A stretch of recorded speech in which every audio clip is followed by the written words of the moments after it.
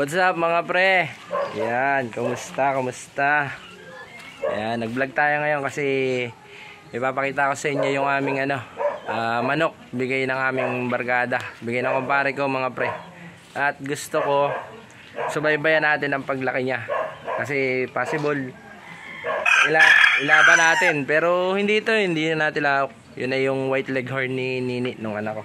Ayan mga pre. Yan. Ito yung lalaki. 'Di ba may nabibili tayong itlog sa mga palengke, yung mga puti-puti. Ito yung lalaki. Yan, ganyan, white leghorn. Yan, ito siya mga pre, yung ating white leghorn, no. Yan.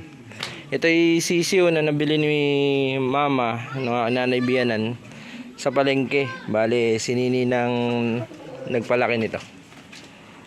Yan.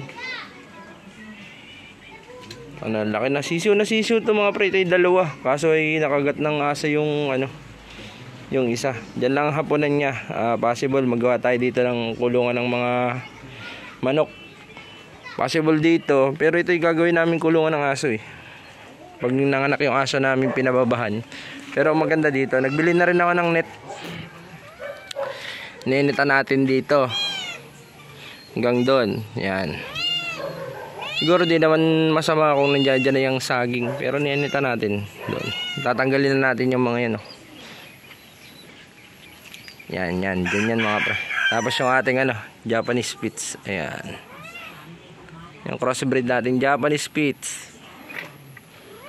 Dito natin lalagay.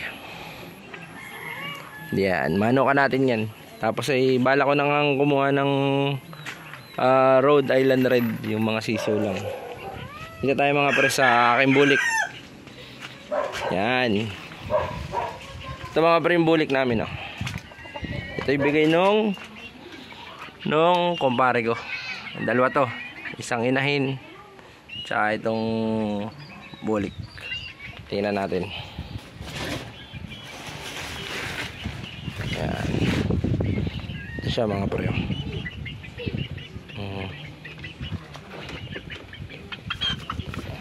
Pinainom ko nga ito ng ng pamurga. Yan mga pre.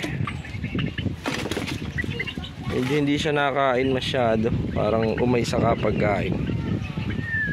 Yan, oh.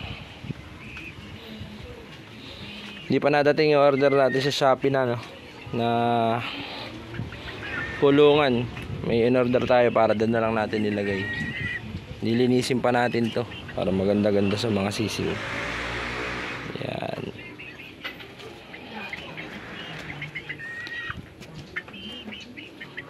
Galing tong sa Riyaya. Mataba siya mga pre. Yun, oh. Mataba siya.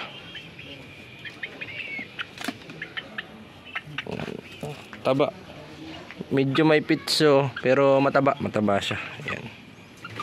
Ito yung ating aabangan. Pwede nating ipanlaban kasi medyo mistiso naman ayo. Tapa. Yan. Hindi ko pa malinisan tong kulungan nila kasi ito kulungan pa ng ating leghorn. Yan. Yung white leghorn natin.